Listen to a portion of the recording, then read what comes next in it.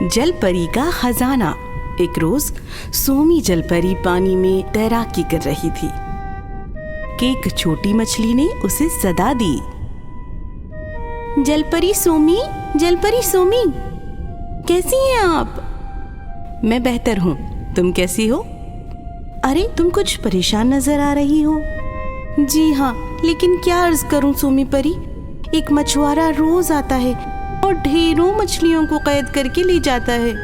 ہمیں تو کچھ بھی سمجھ نہیں آ رہا ہے کہ کیا کیا جائے۔ اب آپ ہی کوئی ترکیب بتائیں اور ہماری مدد کریں۔ ارے پریشان مت ہو، آنے دو ذرا مچھوارے کو، میں خود بات کرتی ہوں۔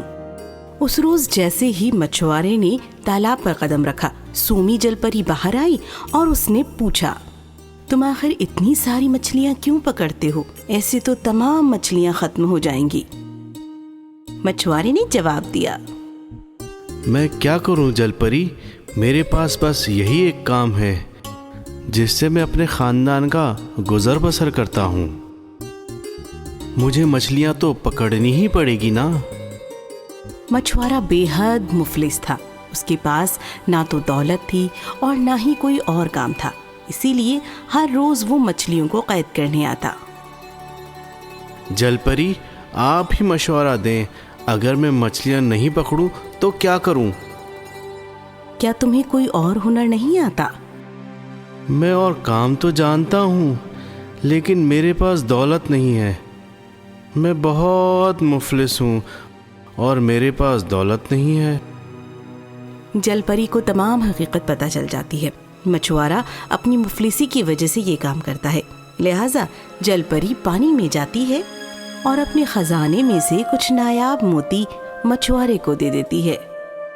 لو مچھوارے، یہ چند نایاب موتی ہیں، انہیں تم بیچ دینا اور اس کے بعد زمین خرید کر اس پر کاشتکاری کرنا، اور اسی وجہ سے تمہیں اب دوبارہ مچھلیاں نہیں پکڑنی پڑیں گی۔ اور ہاں، مجھ سے وعدہ کرو، اب کسی مخلوق کو نقصان نہیں پہنچاؤ گے۔ آپ کا بہت بہت شکریہ جل پری، آپ نے مجھے یہ موتی دے کر زندگی جینے کا نیا راستہ دکھایا ہے۔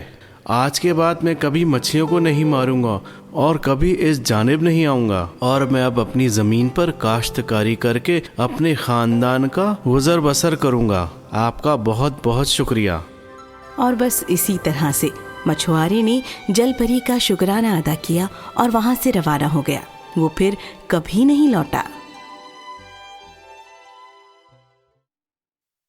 If you enjoyed this story, please like and subscribe our channel and press the bell icon to get future updates.